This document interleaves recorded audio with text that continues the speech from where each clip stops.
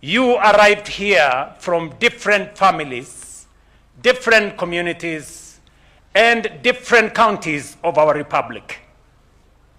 You live today as one force, under one flag, bound by one constitution. That is the first transformation this school performs. It is not the last one your service will demand. From this day, your choices carry weight beyond yourselves. The uniform gives you authority. It also imposes obligations. Serve with courage. Serve with discipline. Serve with restraint.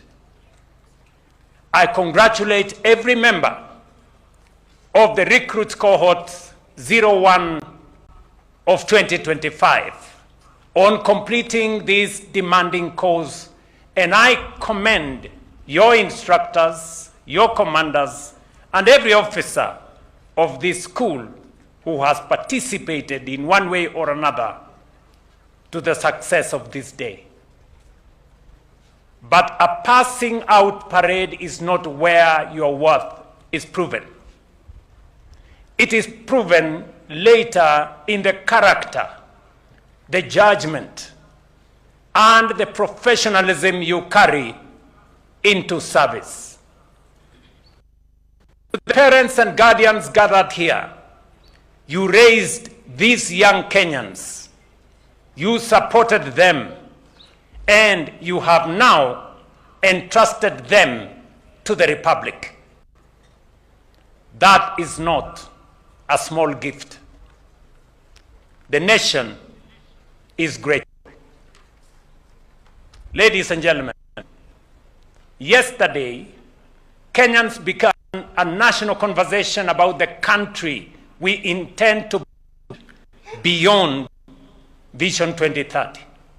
Not the next budget, not the next election, not even administration, but the Kenya we want to become across the decades ahead, a prosperous, reliant, and capable of guaranteeing every citizen a life of dignity.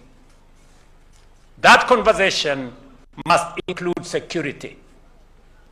What must Kenya protect if the future we seek to build is to be possible?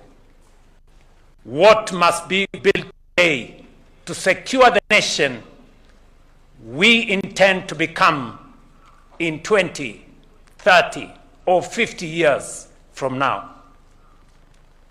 Security and development are not competing priorities. They are the same foundation viewed from two different directions. Security enables development. Development strengthens security. The Constitution is clear on your mandate. Defend our sovereignty and territorial integrity. Support other authorities in emergencies and disasters. With the approval of the National Assembly, restore peace where instability threatens the nation. Every one of these responsibilities is exercised under the Constitution and within the law. Ladies and gentlemen, the first duty of the Kenya Defense Forces remains and will continue to be the defense of our republic. Nothing dilutes that mandate, but the same capabilities that defend a modern nation also builds one. Military engineers strengthen strategic infrastructure. Military logistics move people, equipment, and relief supplies when civilian systems are overwhelmed. Military medicine saves lives when disaster or pandemic strikes. Cyber capability protects both the defense systems that we have and the digital infrastructure in banking, healthcare, transport, and government now depends on. Maritime capability secures our waters while it grows our trade, our fisheries, and our blue economy. Kenya has already proven this.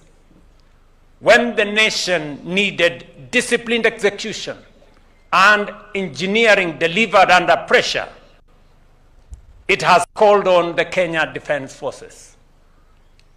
Today, KDF engineers support the construction of the Raila Odinga International Stadium at Talanta Sports City and the Bomas International Convention Complex.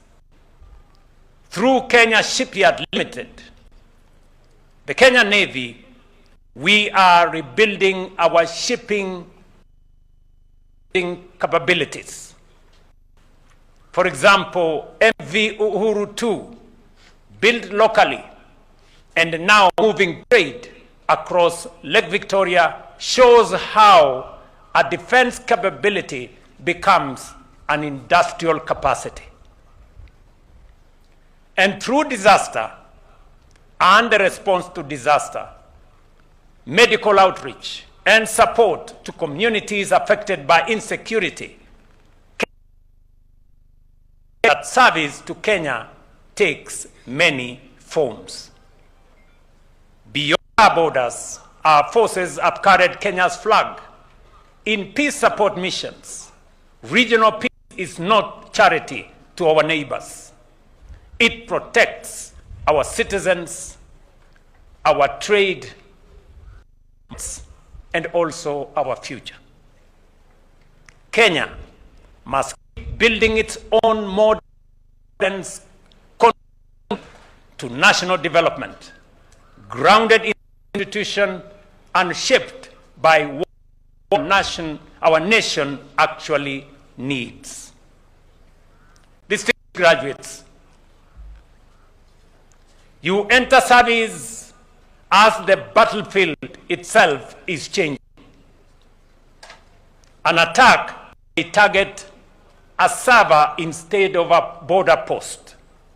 A drone may fly without a pilot. Artificial intelligence may disrupt systems, distort information, and erode public trust. Climate shocks may displace communities and ignite competition over land and water. A disease outbreak may threaten more lives than an armed adversary.